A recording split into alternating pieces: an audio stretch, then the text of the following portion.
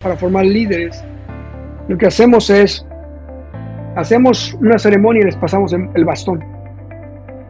Y le decimos, hermano, ese es el bastón, eres un líder, pero este bastón de liderazgo es para que se formes otro líder u otros líderes y se lo pases.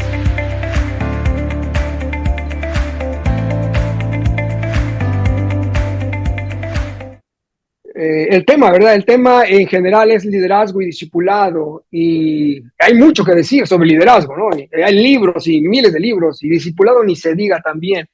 No voy a atrever a hablar en una hora, hora y cuarto, en lo que yo pueda compartir sobre liderazgo y discipulado. Por eso me enfoqué en un subtema que es hacia una formación eficaz de líderes misionales. Tratando de encontrar esa coincidencia entre liderazgo y discipulado. Yo quiero decirles que lo que voy a compartir me ha llevado más de una década, ¿no? Es algo que ha estado en mi corazón y en mi mente, y obviamente he investigado, he orado, he preguntado, he buscado, ¿no? De Dios y también de líderes. Ese es el plan, ¿no? El plan es inquietar nuestra mente, inquietar nuestras ideas, de tal manera que empecemos a soñar y a tener más posibilidades de alcance, de no estancarnos. Y esta es una que yo encontré en un libro que se escribió en 1970. Lo escribió Alvin Toffler en un libro que se llamó en inglés el Futures Shock. En español lo tradujeron como el shock del futuro. Es un libro que habla de la dinámica del cambio. Este hombre fue un futurista, o algunos dicen un futurólogo, pero él escribió esta frase, dice: los analfabetos del siglo XXI no serán los que no sepan leer ni escribir, sino los que no puedan aprender, desaprender y reaprender. Cuando yo leí esta frase hace años, dije, wow, me estaba volviendo analfabeta, hermano. Porque la realidad es que con los años uno se estanca, se vuelve maestro de lo que ya conoce, y la realidad es que nos cuesta trabajo aprender otra vez. Y peor, desaprender lo que hemos aprendido por años. Y este hombre, Alvin Toffler, escribió 10 años después otro libro que se llamó La Tercera Ola. Y en ese libro no solamente habló de la dinámica del cambio, sino de la dirección del cambio. No hacia cualquier lado, sino en cierto sentido. Si usted puede leerlo algún día, es un libro muy, muy interesante, ¿no? O libros muy interesantes que este hombre escribió. ¿Y por qué quiero hablar de esto? Porque para entender el tema de liderazgo y discipulado, o de líderes misionales, hay que entender el contexto, porque a veces nosotros queremos simplificar, y a veces simplificamos demasiado. Y yo creo que eso nos evita ir más profundo. Vamos a hablar del tiempo actual, ¿no? El tiempo actual, el presente y parte del pasado que hemos vivido, donde nos hemos movido como iglesia en el ambiente de la modernidad y la cristiandad. En este ambiente, la realidad se le conoce como una realidad conocida, donde la realidad que nosotros nos ha tocado experimentar es una realidad ordenada, estable, es lineal, es predecible y es manejable.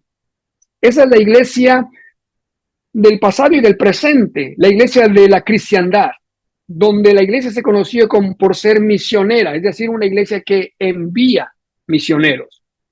Y por lo tanto también es el centro y es atraccional. Y usted y yo crecimos en ese ambiente, crecimos en ese contexto de iglesia, y es familiar para nosotros. Esperamos que la gente llegue al servicio. Esa es la norma, ¿no?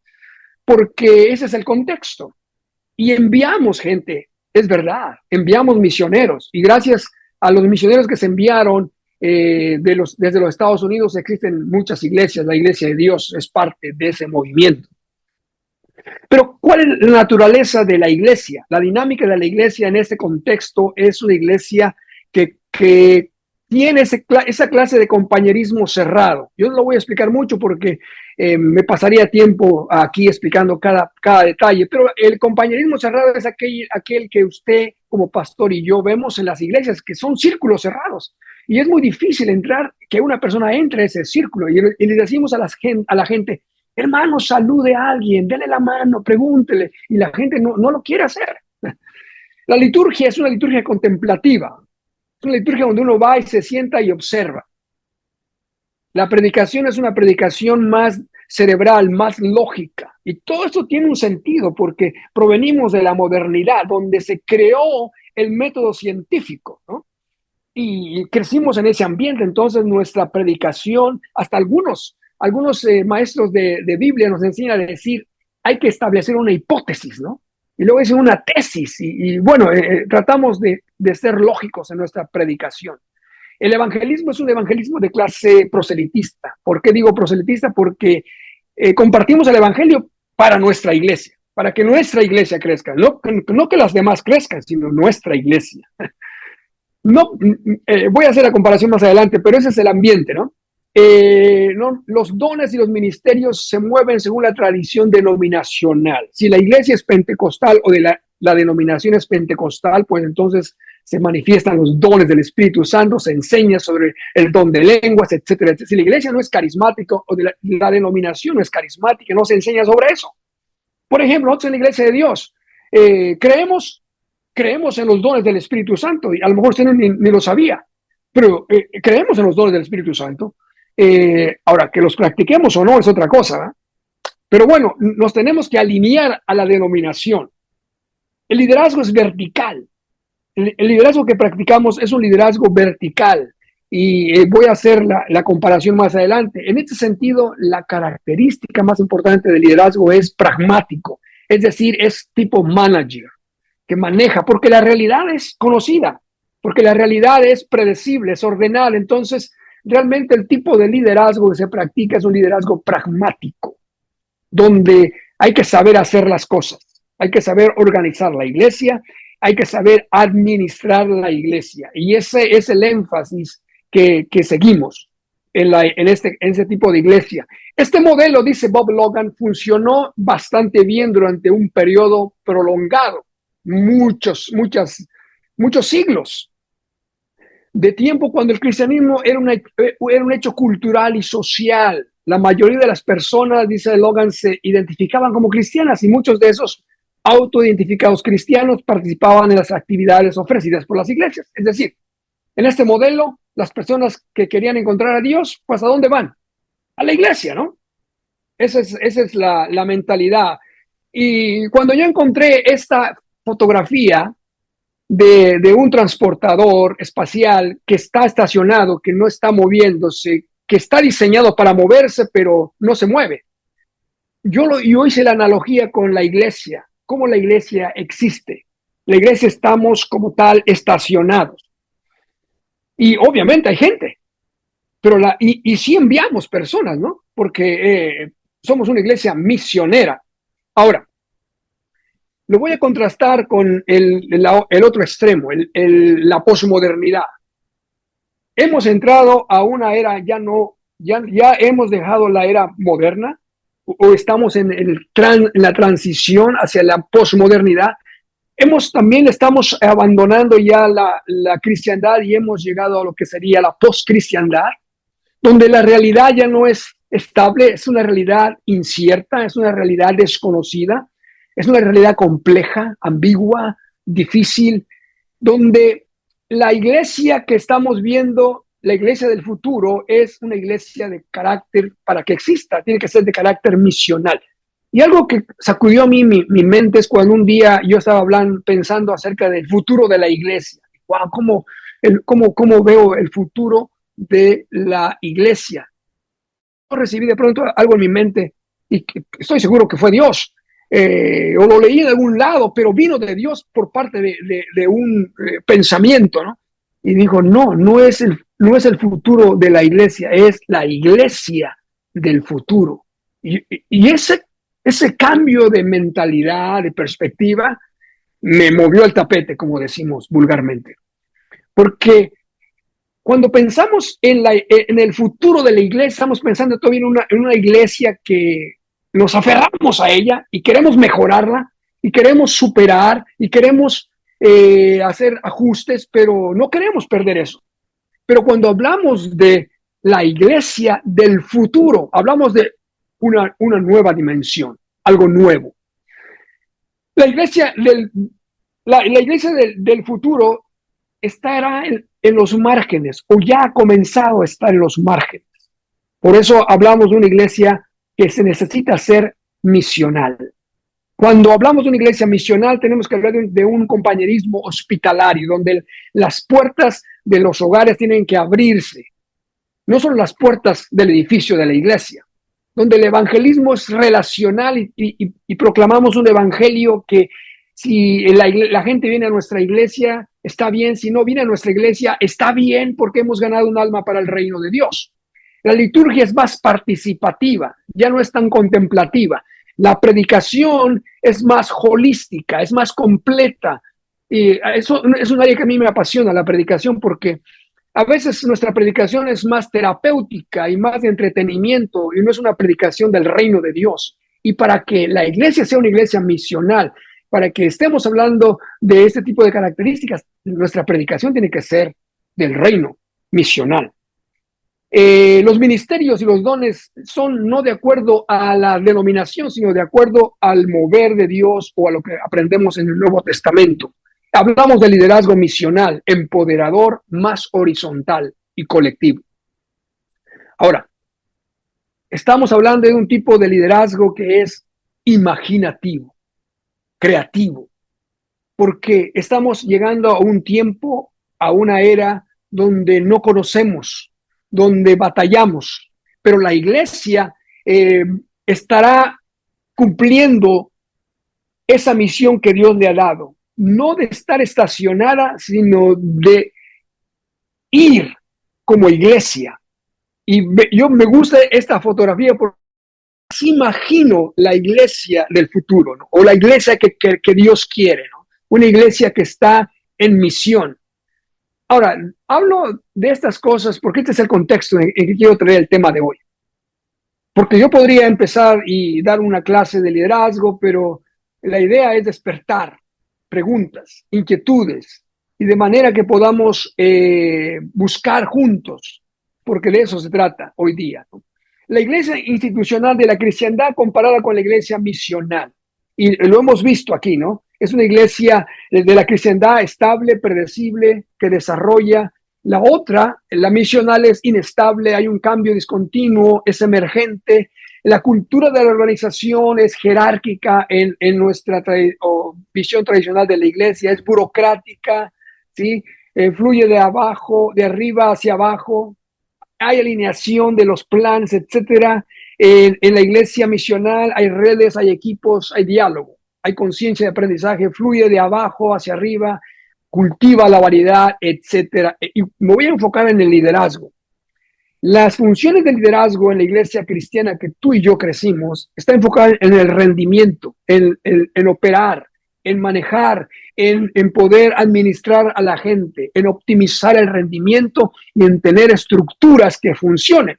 Por el otro lado, la iglesia misional cultiva la adaptabilidad, mantiene tensión entre lo adaptativo y lo que sí opera, crea experimentos. ¿Por qué?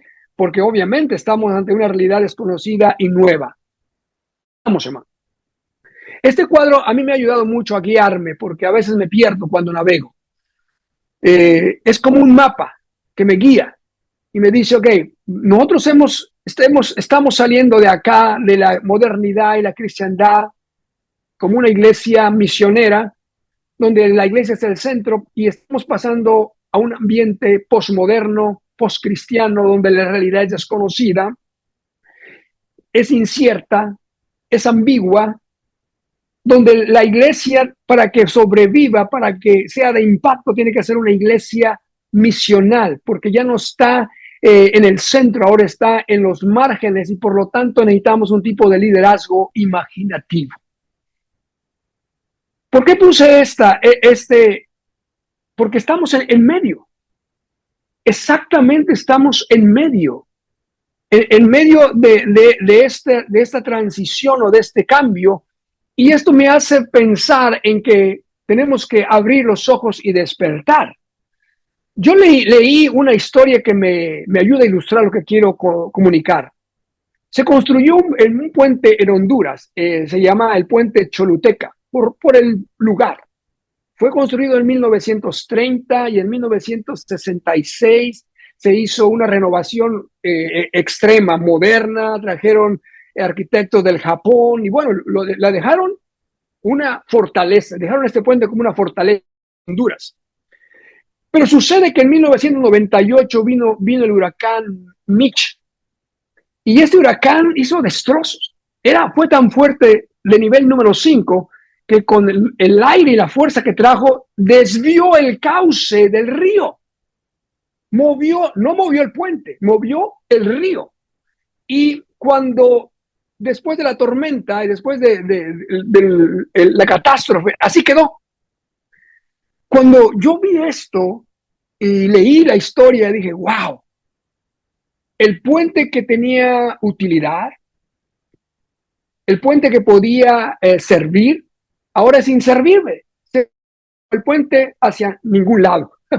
Porque imagínense, esta es una foto, ¿verdad? Que muestra dónde quedó el río y dónde quedó el puente. Ahora, ¿por qué le traigo esto, hermanos? Porque nosotros como iglesia, en mi corazón y por lo que yo he visto, siento que nos han movido el río, hermano, y ya no sabemos qué hacer. Y voy llevando esto porque como líderes nos toca la responsabilidad. No podemos decir, no, pues mejor, como han hecho muchos pastores hoy día, mejor me jubilo, ¿no? Porque yo ya no soy para estas cosas, ¿no?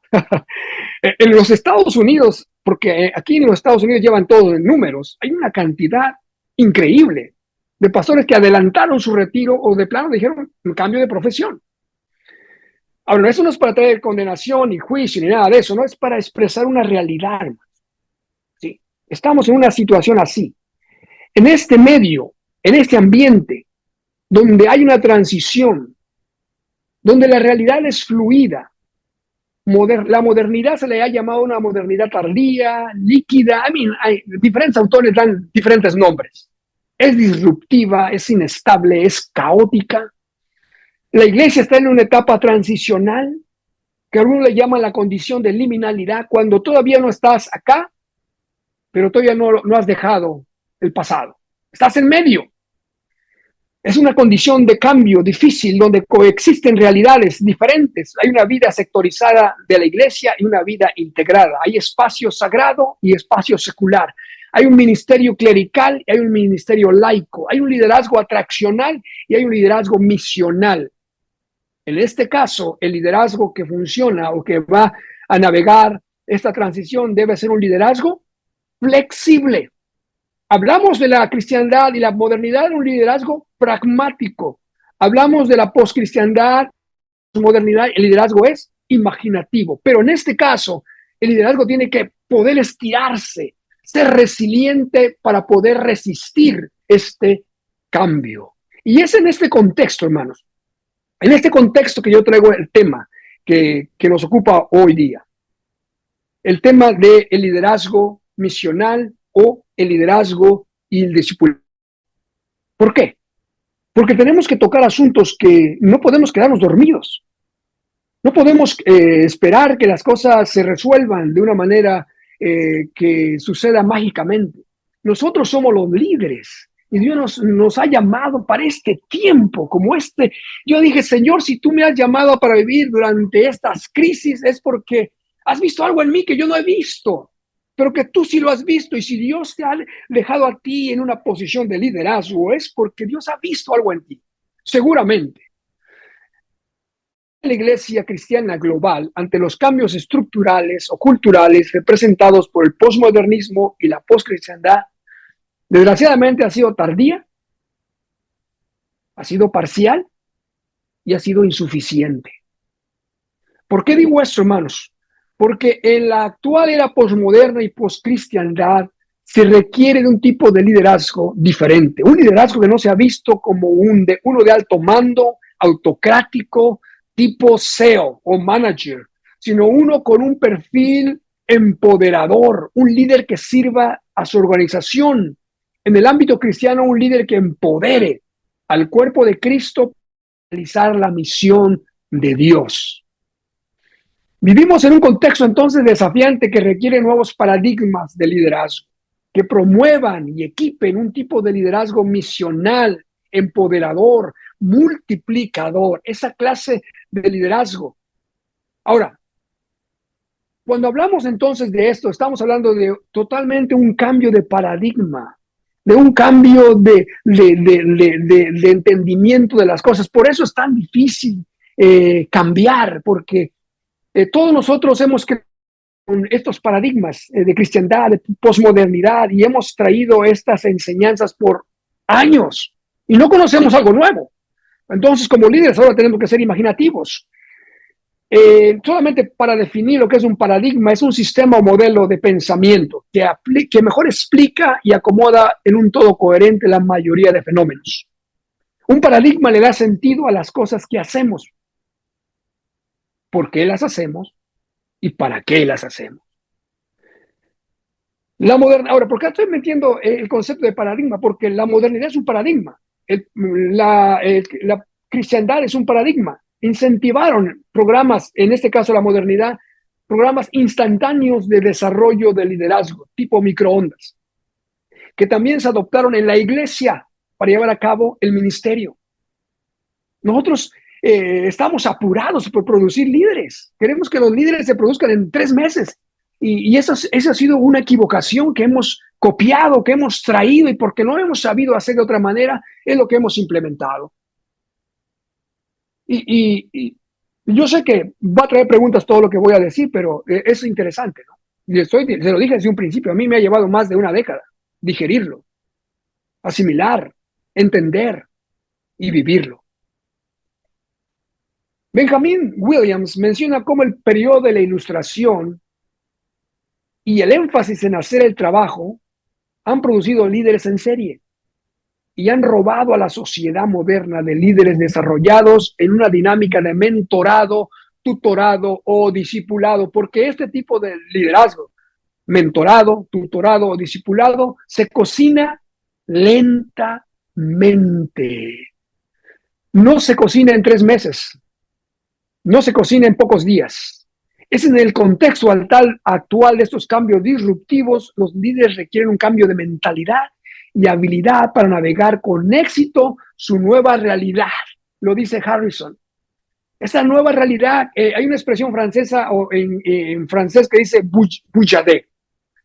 Es una nueva. No sé si usted ha escuchado esa frase que dice déjà vu. El déjà vu es una frase que significa ya lo he vivido. Como de pronto llega esa sensación, yo he estado aquí en este lugar. Ese es un déjà vu. El bujade de los líderes es esto, cuando nosotros nos preguntamos, hey, nunca he estado aquí. No tengo idea de dónde estoy. Y no tengo idea de cómo puedo salir adelante. El escenario bujade requiere de los líderes misionales capaces de navegar lo desconocido. Y yo creo honestamente, yo me vi ahí, hermano, en ese ambiente donde esto es nuevo, no sé qué hacer. En este nuevo ámbito bujade, Harrison dice que los líderes ministeriales necesitan aprender cómo participar colectivamente en los procesos de liderazgo, ya que la complejidad de un mundo globalizado y cambiante podría abrumar rápidamente al solitario líder heroico. Se acabó aquel tiempo, hermanos, de ser el héroe. No podemos. Es abrumador lo que estamos viviendo. Mire, recordando a Alvin Toffler, él escribió en su libro, él dijo en la tercera ola, hubo una primera ola, la revolución de la agricultura. La tercera ola, dice, fue la revolución industrial. La segunda ola. Y la tercera ola, dice, fue o es la revolución informática. La computación, la tecnología, el Internet. Pero lo que él dice me llamó mucho la atención porque dice, la primera revolución, la primera ola, tardó siglos en propagarse. ¿Sí? Miles de años. La segunda revolución, la revolución industrial, dice, solamente les llevó 300 años en propagarse. Pero la revolución informática es en años que ha impactado. Y tú y yo estamos sufriendo eso. Ahora, ¿lo podemos rechazar o lo podemos abrazar? Y yo creo que este tipo de interacción estamos abrazando. Esto no hubiera sido posible hace años. No hubiera sido posible. Ahora es posible poder hablar desde países diferentes, saludarnos y poder comunicarnos, porque estamos en la revolución de la informática, del Internet, la revolución tecnológica. Ahora, digo esto porque esto es abrumador, es rápido. Según el autor Simon Bailey, hay que abrazar los momentos Buyade, porque son momentos que tratan sobre el futuro. Se trata de imaginar y crear en las posibilidades, creer en el futuro con tanta fuerza, dice este autor, hasta que esas posibilidades se vuelvan probables. Buyade implica ver todo como si fuera la primera vez o mejor aún. Yo sé que a los pastores que tenemos años ya nos cuesta más trabajo ver eso, pero hay que verlo. Ver lo que los demás ven, pero entendiéndolo de manera diferente. Buyade tiene que ver con el cambio. Se trata de avanzar en una nueva dirección sin mapa, GPS o alguna referencia conocida. Es hacer exactamente lo contrario de lo que siempre has hecho para encender una chispa creativa de nuevas posibilidades, dice este autor. Entonces, los líderes cristianos se enfrentan a contextos sociales cada vez más complejos para los que no hemos sido preparados. Debido a esto hay una urgente necesidad de desarrollar un tipo de liderazgo genuino, creativo, reflexivo, adaptativo, que pueda funcionar eficazmente en el siglo XXI, haciendo avanzar el reino de Dios. Por eso es necesario desarrollar un marco de liderazgo nuevo, misional, que sea holístico, completo, genuino y práctico, capaz de responder a los desafíos que la iglesia enfrenta hoy. Desgraciadamente, hermanos, hay muchos libros de liderazgo, pero todos los libros, muchos de ellos repiten lo mismo, no dan algo nuevo. La mayoría de los modelos de liderazgo que tenemos reempaquetan viejos paradigmas de liderazgo. Y lo que necesitamos es un cambio dramático en el paradigma. Y voy a hacer esa analogía porque me ayudó a entenderlo. Porque mire, cuando construimos una casa, nosotros establecemos el marco, los fundamentos, obviamente, el marco, y luego establecemos lo que sigue después del marco, las paredes, el techo, no sé, cómo va a estar adentro, la pintura, el diseño, lo cosmético. Bueno, en este caso, el marco o la armazón de la casa es el paradigma.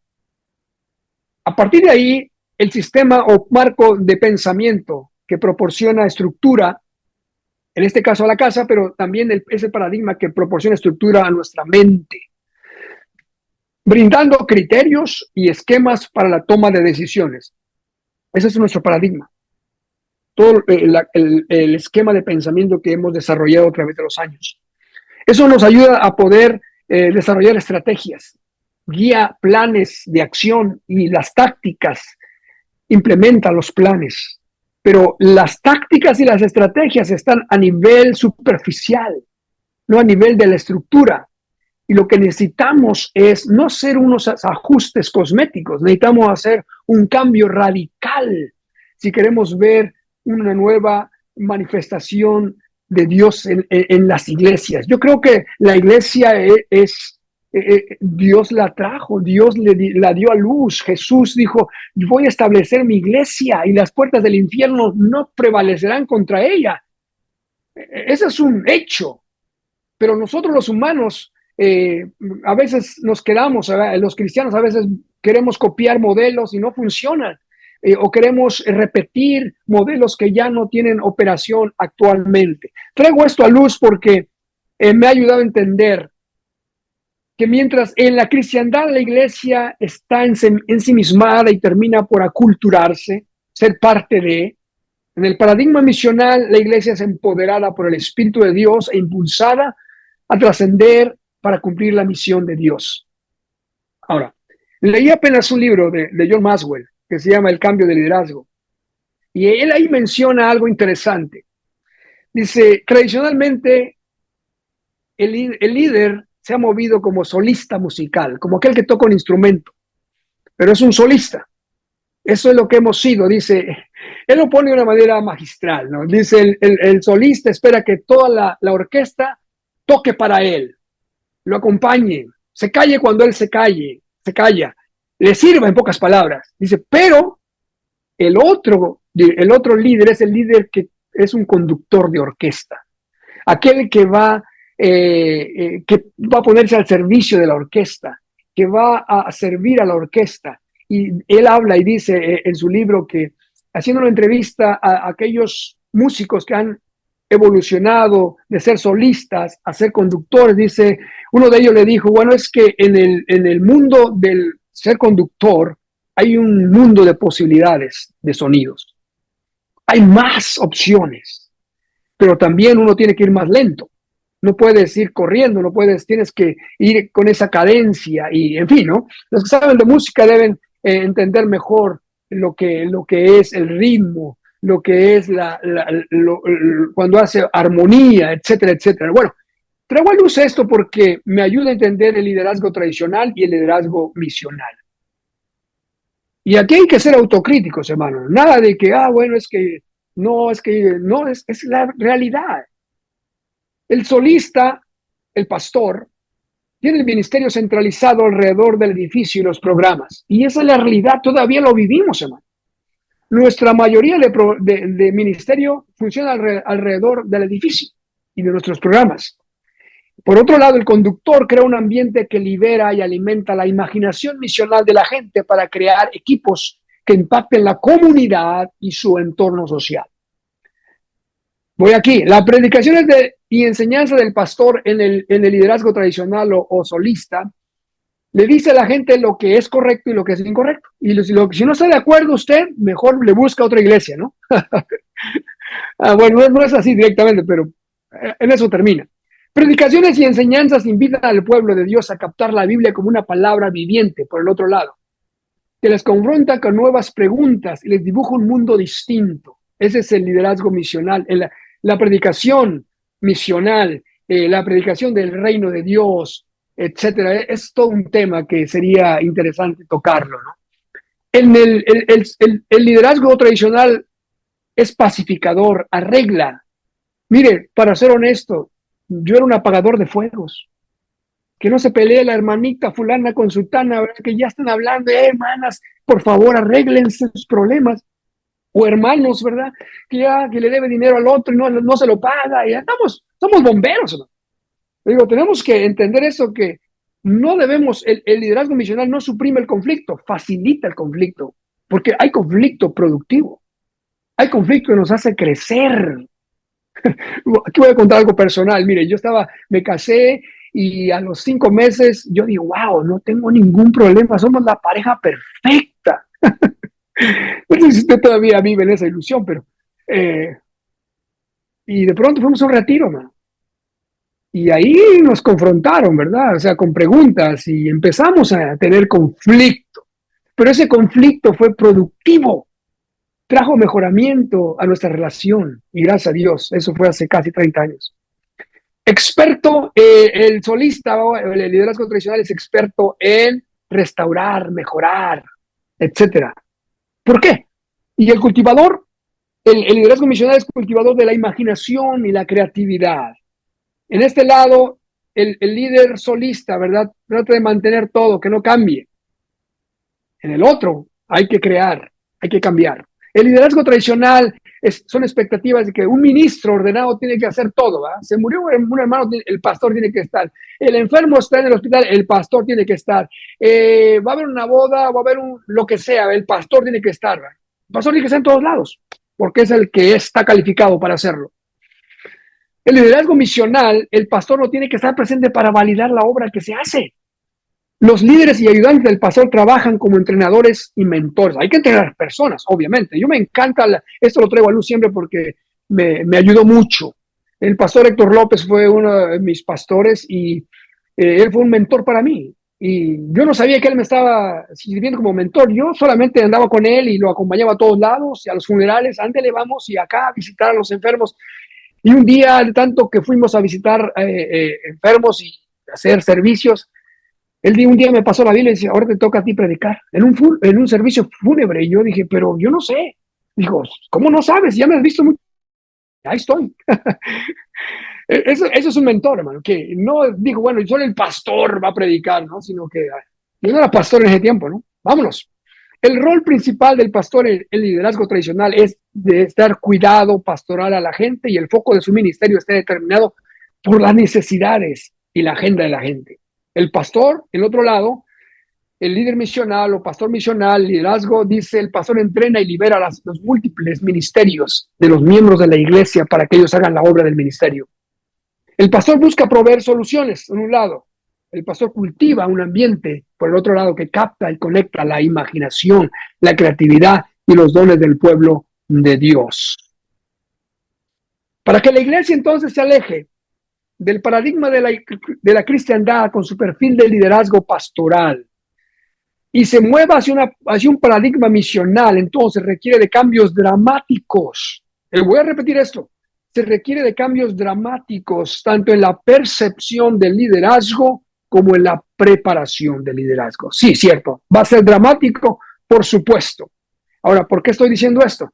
Porque el paradigma del liderazgo misional es esencial para la transición de la iglesia, para que la iglesia siga avanzando y superemos lo que ha sido la modernidad y la cristiandad, y podamos incursionar en esos contextos tan complejos de la posmodernidad, donde ya no se sabe si el hombre es hombre o la mujer es mujer, donde hay una situación de todo mundo tiene ya, busca la igualdad, y yo digo, a veces estamos como no sabemos qué hacer, pero ese es el ambiente. Bienvenido a la posmodernidad, bienvenido a la poscristiandad.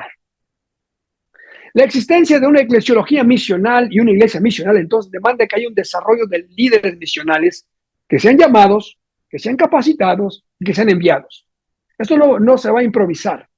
Eso tiene que surgir, eso tiene que crearse, eso tiene que desarrollarse.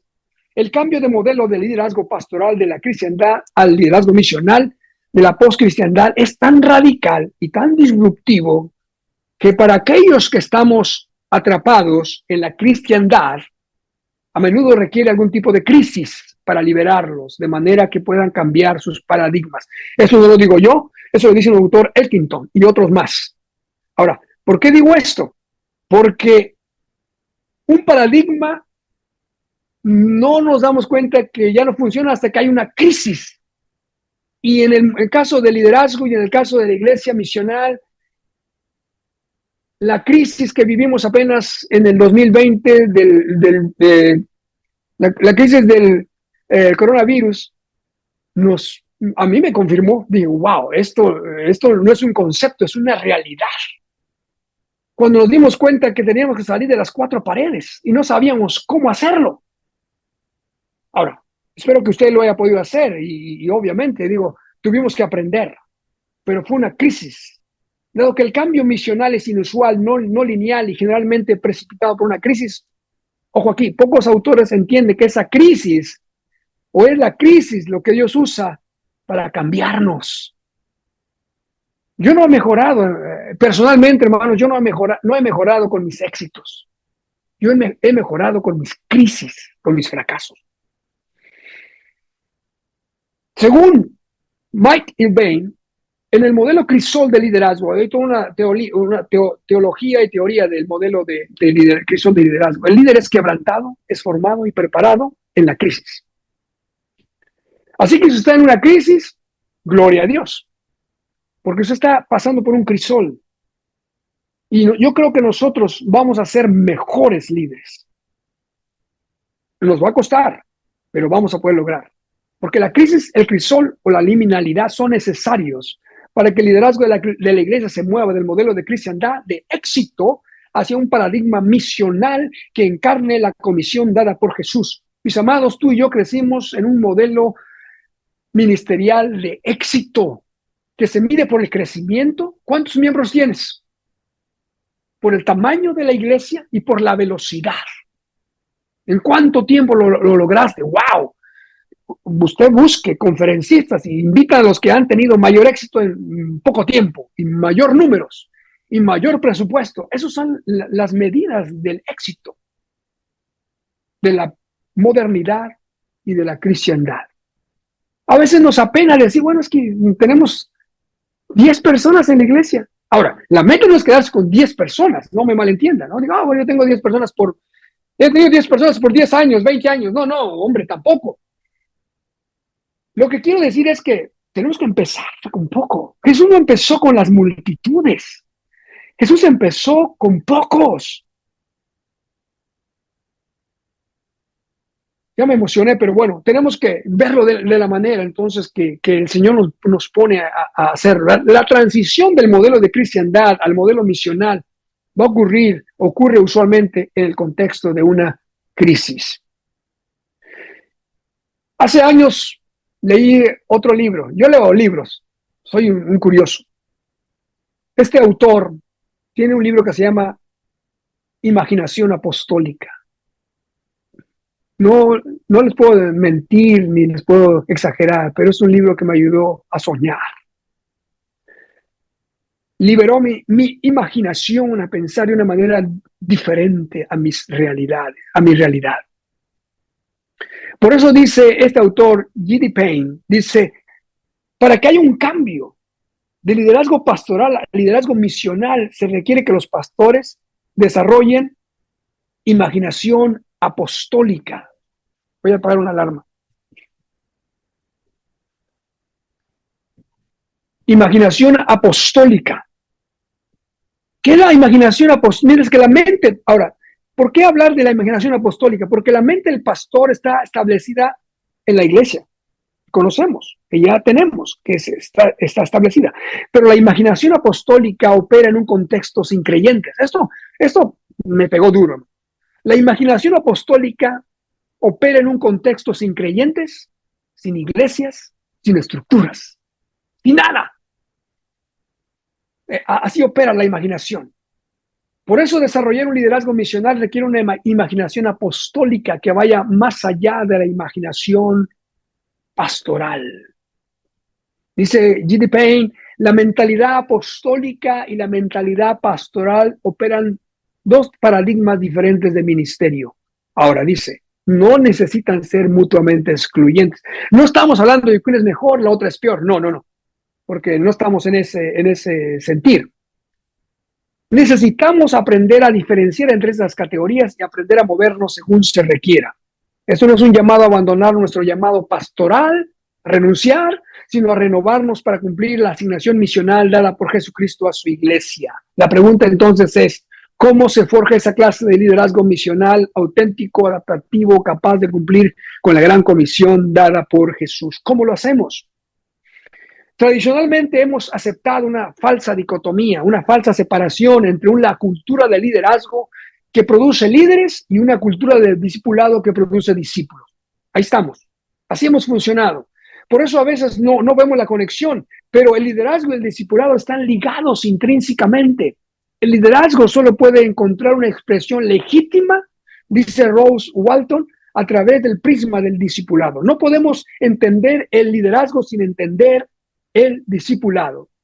Es necesario establecer en la iglesia un sistema a través del cual un discípulo o líder emergente pueda formarse y ser empoderado y hasta convertirse en un líder empoderador capaz de multiplicarse en otros. Por eso decía yo que no es malo empezar con 10, pero no te puedes quedar con 10 por 20 años. Los líderes deben darse cuenta de que el discipulado desarrolla el liderazgo y no al revés. Me voy a repetir esto. Los líderes debemos darnos cuenta que es el discipulado el que desarrolla el liderazgo y no al revés. El liderazgo no puede producir discipulado.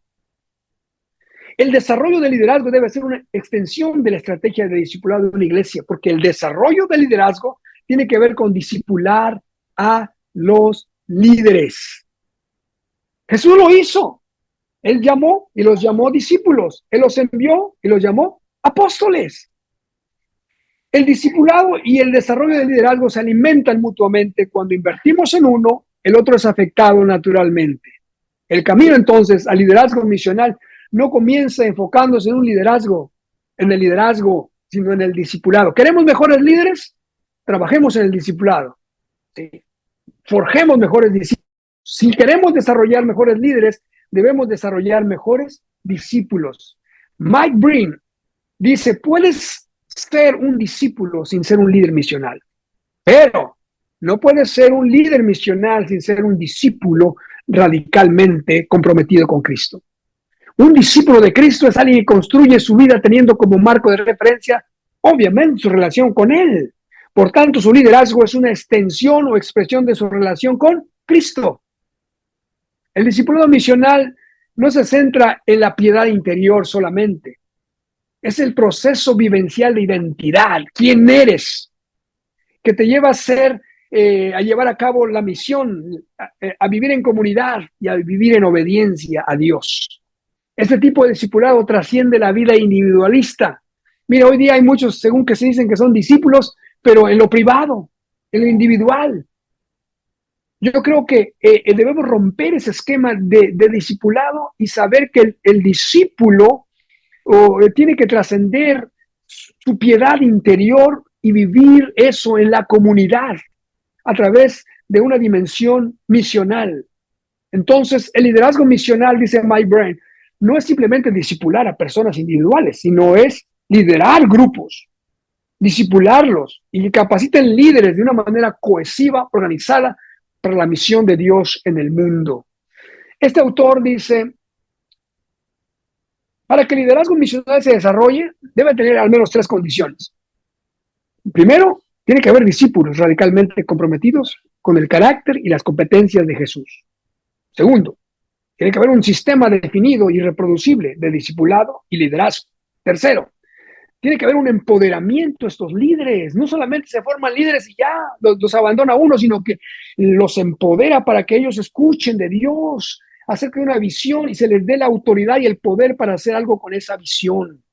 Este marco de discipulado requiere una pedagogía misional, formativa, que no solo desarrolle conocimientos, sino que atienda las actitudes, las habilidades y los hábitos del discípulo. Ahora, esto es muy importante porque la pedagogía misional debe considerar la identidad, la formación, la encarnación en el desarrollo de discípulos y no la acumulación de información o el cumplimiento de un plan. Miren, en la iglesia tenemos gente que ya ha llevado discipulado 1, 2 y 3 y 4 y no sé cuántos cursos y no hace discípulos. No es un discípulo. Ha tomado clases de discipulado, es cierto, pero eso no lo hace un discípulo. Para un discípulo ser misional es principalmente una cuestión de identidad, quiénes somos y formación, lo que hacemos, en tanto que encarna lo que significa ser enviado. Un discípulo misional es simplemente aquel que tiene la capacidad de llamar a otros a seguirlo para juntos ser discípulos de Cristo y multiplicarse en otros. El sistema de aprendiz, usted sabe, esto fue el que se usó para desarrollar liderazgo, es el modelo cristiano que encontramos en la Biblia. Cristo instruyó y desarrolló a sus discípulos según ese modelo. Pablo trabajó con Timoteo y Tito y otros más de la misma manera. No es algo nuevo, es el sistema, es el discipulado, es la matriz a través de la cual se moldea y da forma el carácter que transforma a los líderes de adentro hacia afuera. Esta clase de discipulado es orgánico, no es programático, es dinámico, no mecánico, es vivencial y no es teórico. Tiene que haber experiencias. Ahora, entender el concepto de la Gran Comisión a mí me ayudó mucho, porque miren, nosotros hacemos mucho énfasis en el ir, vamos o vayan. No, el énfasis está en el hacer discípulos. Cuando leí esta interpretación me revolucionó mi manera de pensar, de hacer discípulos.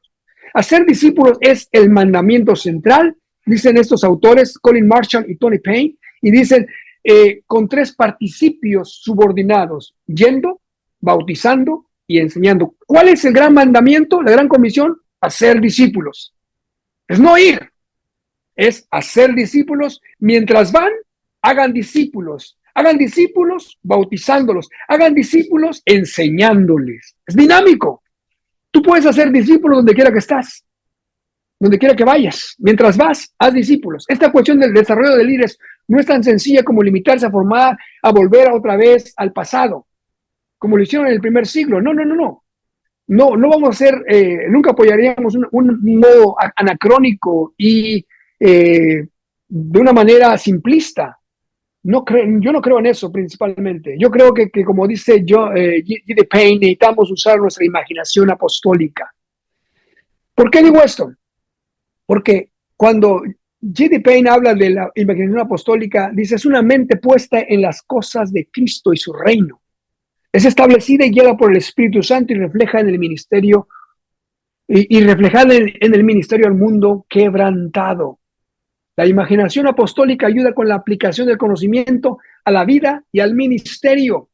Y termina diciendo esto G.D. Payne. Durante el primer siglo, la imaginación apostólica era una mentalidad transformada por el Espíritu Santo que ayudó a facilitar la proclamación urgente y generalizada del Evangelio, la formación de discípulos, la plantación de iglesias, el desarrollo de liderazgo. Esa imaginación estableció un marco mental relacionado con la estrategia. Es la imaginación apostólica del siglo I. ¿Qué significa usar la imaginación? Significa hacer preguntas. Preguntas relacionadas tanto con las creencias como con las prácticas a través de la historia de la iglesia. Llama a la iglesia de hoy a ser una administradora sabia con tiempo y recursos disponibles a la luz de la misión de Dios. No descuida la imaginación apostólica, no descuida la vida de la iglesia después del primer siglo, sino que desafía a la iglesia en cada época. Hay que estudiar, hay que evaluar. Hay mucho que aprender, dice G.D. Payne, pero no todo lo aprendido vale la pena aplicarlo en el presente. Hay mucho que aprender, pero no todo nos sirve para hoy.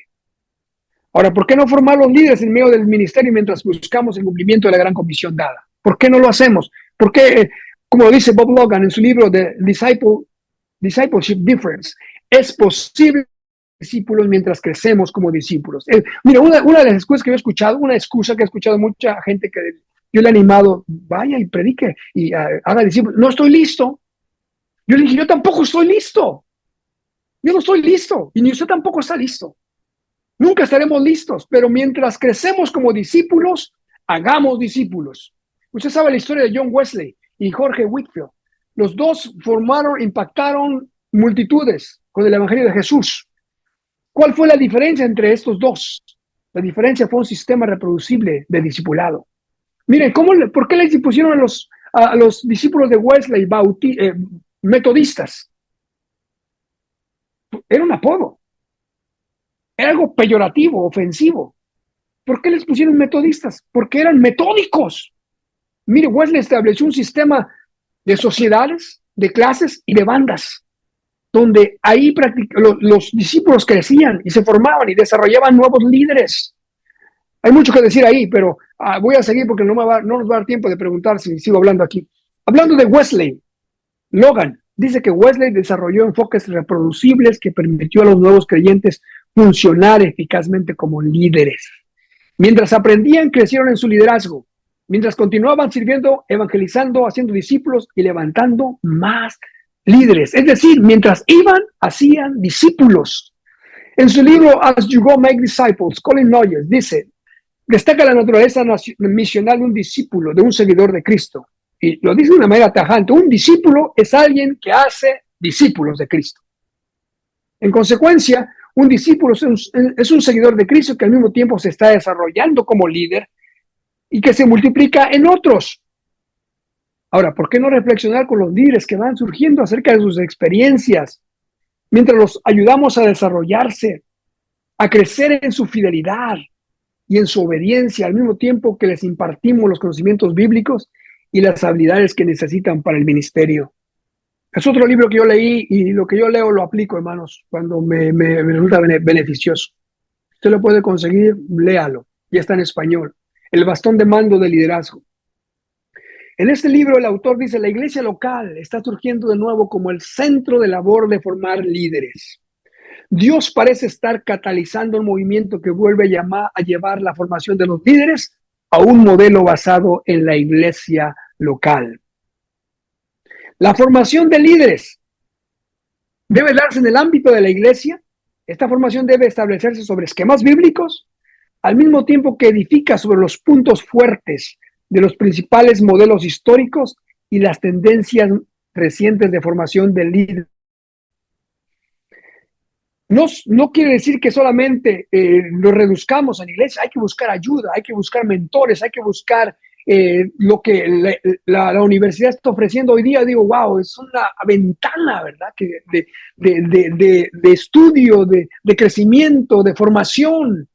Hay que aprovechar los recursos que tenemos, no hay que tampoco, cuando digo de la iglesia no me refiero a ser localista, si me refiero a ser amplio, tener una mentalidad de reino. Me encanta lo que dice esto y voy aterrizando. Esa es una exhortación de los autores. Si usted es líder en una iglesia local, se encuentra en una carrera de relevos. Hace cerca de 2000 años, Jesús les pasó el bastón a sus discípulos, les dio la misión de la iglesia y ellos corrieron una buena carrera. Tan importante como correr la buena carrera fue pasarles el bastón a otros. Cuando Timoteo, por ejemplo, recibió de Pablo el bastón, comprendió que su tarea consistía en buscar a otros a los cuales él a su vez les pudiera pasar este bastón. Ese es en las carreras de relevo, ¿no? Se pasan el bastón, porque hay que llegar, hay que pasarlo, no hay que quedarse con el bastón. A mí me ayudó mucho entender ese tipo de liderazgo, ¿no? Porque yo quería quedarme con el bastón. Así, bueno, es que el bastón se siente uno bien, ¿no? Teniendo el bastón, pero el bastón no es para que te lo quedes. El bastón es para que lo pases. Ahora, ¿por qué no pasamos el bastón? Esto me pegó.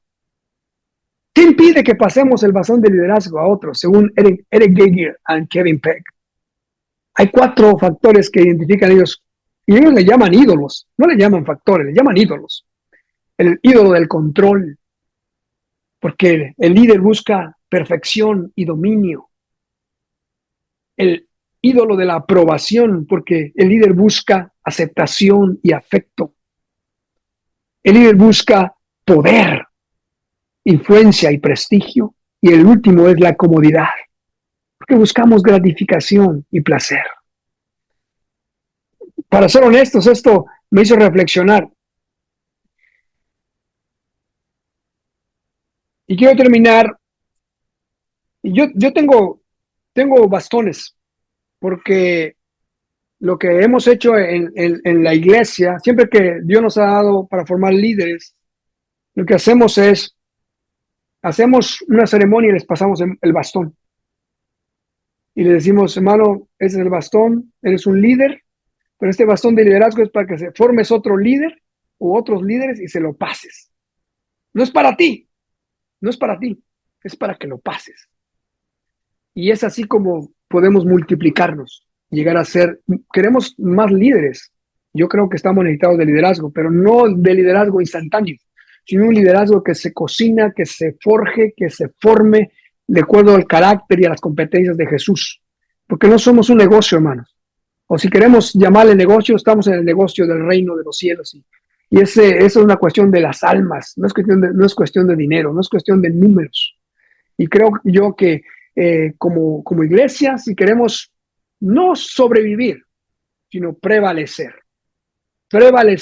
en medio de los cambios que estamos viviendo, en medio de las crisis, en medio de los desafíos, en medio de todo lo que usted ve a su alrededor. Tenemos que ser líderes misionales, que podamos poner junto el discipulado que produzca líderes para la gloria de Dios. Muchas gracias, man. ¿Cómo romper nosotros ese marco que tenemos o que nos impide de hacer esos cambios? Yo creo que, como decía yo, es parte de las crisis. La cosa es que queremos cambiar, pero no queremos crisis. Pero si usted se ha dado cuenta en el desarrollo humano, usted cuando pasó de la niñez a la pubertad, de la pubertad a la juventud, hubo crisis. Y gracias a esas crisis, usted maduró. Y yo creo que cuando vemos, por eso el tema del crisol de liderazgo es interesante, porque tenemos que entender que no somos productos solamente de lo que pasó hace un año, 2 años o 3 años, sino somos productos desde que hemos nacido, ¿no?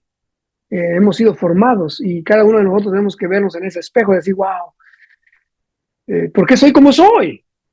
¿Sí? Es porque he sido forjado, formado en crisoles en mi vida y llego a un resultado, y si va a haber un cambio, tiene que haber una crisis.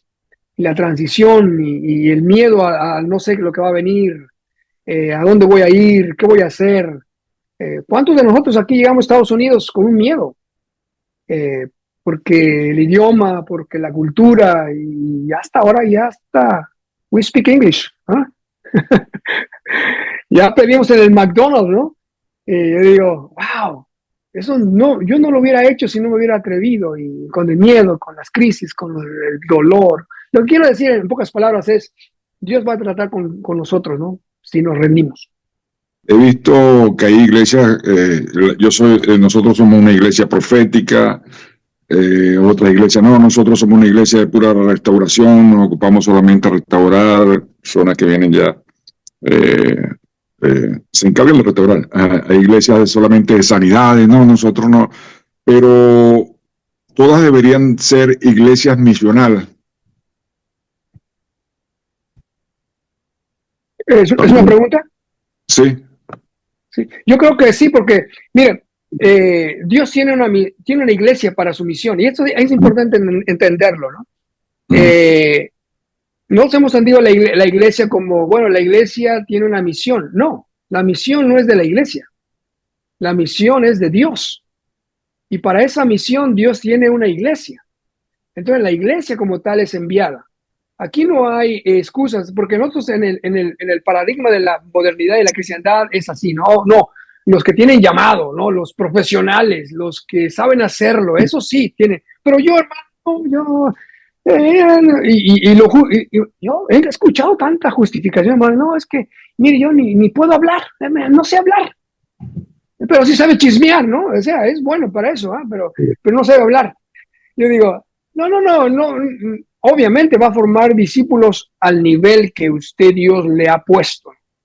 Yo siempre escucho, una vez leía Maswell, decía, si tú quieres ser un líder, eres un líder 5, vas a tener gente que vas a liderar nivel 4. Y si eres nivel 3, pues vas a liderar gente que es de nivel 2, ¿verdad? O nivel 3. Ahora, si quieres crecer, pues sube a otro nivel de liderazgo para que puedas alcanzar más personas, ¿no? Mi punto es, sí, la iglesia tiene que ser misional, predicando, sanando, echando fuera demonios, porque estamos cumpliendo la misión de Jesús. Es que la iglesia es misional, yo no soy de una escuela misional, ¿no?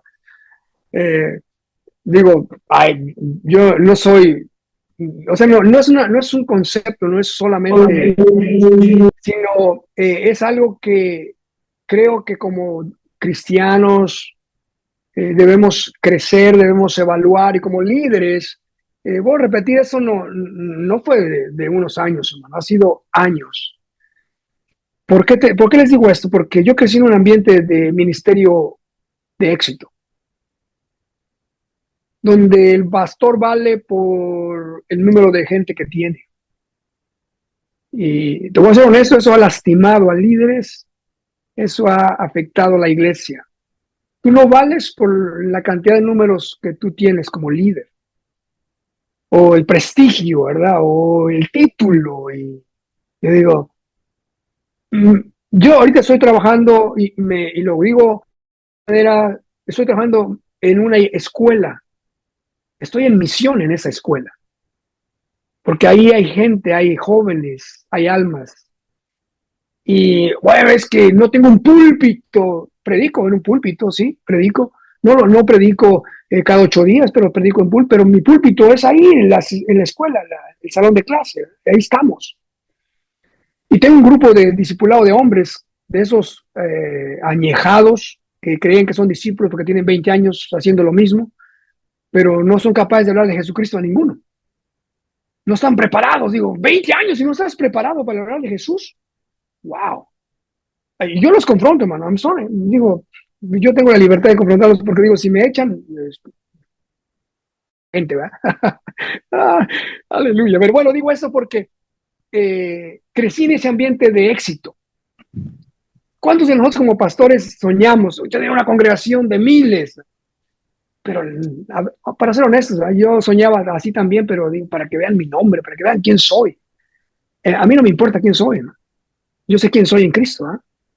Digo, y como pastores, eso nos da identidad, que sepamos, no soy por lo que yo hago o por lo que yo logro, sino por lo que Jesús ha hecho en mi vida, ¿no?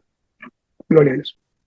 Hermanos, bueno, el reto que hemos tenido y creo que es algo que estamos enfrentando es el hacer discípulos, pero creo que el reto es encontrar esos discípulos, ¿sí?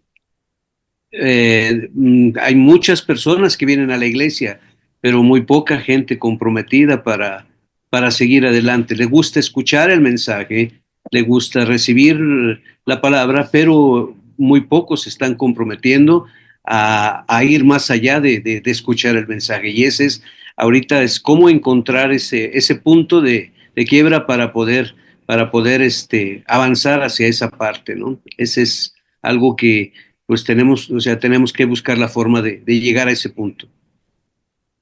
Yo quiero leer algo que dice el hermano José. Personalmente yo veo uno de los retos, es cierto lo que el hermano dice, pero el reto más grande somos nosotros. El reto más grande es que yo sea un discípulo de Jesús. Yeah. Porque cuando soy un discípulo, los apóstoles, miren, creían en Jesús, pero no estaban dispuestos a tomar la cruz. Es la realidad, hermanos. O sea, rendimos áreas de nuestra vida, ¿no? Pero no lo rendimos todo. Rendimos 80%, pero nos falta el 20%. Cuando Jesús, realmente, cuando los discípulos rindieron todos, trastornaron su mundo, hermanos. Porque no les importó morir físicamente. No les importó. Y para ser honestos, yo le digo a estos hombres que yo estoy ayudando, digo, la verdad es que estamos bien vivos nosotros. No nos hemos rendido a seguir a Jesús. Si Jesús te dice hoy, muévete de esta ciudad y vete a otra ciudad, ¿tú te irías? Bueno, no, es que, mira, no, es que... No estamos rendidos a Jesús. I'm sorry, pero el obstáculo o el reto más grande somos nosotros. Soy yo. El segundo, obviamente, tiene que ver con los demás, ¿no? Pero la realidad es que hemos sido movidos por estas medidas, ¿no? Del número, de cuántas personas alcanzamos y si van a venir a nuestra iglesia. O sea, tenemos una mentalidad de iglesia y no tenemos una mentalidad de reino. Y yo creo que tenemos que superar eso. Es un paradigma que tenemos que superar, tenemos que cambiar, tenemos que dejar de ver nuestras cuatro paredes, dejar de ver nuestro ministerio, dejar de ver la competencia, ¿va? Y empezar a sembrar para el reino de Dios. Porque cuando tú empiezas a ver el reino de Dios, eres libre. Eres libre. Si alguien no te rechaza, no me rechaza a mí ni mi denominación. O sea, es algo que nos da libertad. Particularmente, yo me siento libre. Yo me siento libre, no de que me siento oprimido por la iglesia de Dios, nada, no, sino me siento libre para moverme en mi misión. Y si hay 5 o 6, ahora el número no, yo le decía hace un rato, no puedo quedarme con 5 por 10 años, hermano. O sea, algo no estoy haciendo bien, estoy haciendo un club, ¿verdad? Porque la idea es multiplicarnos.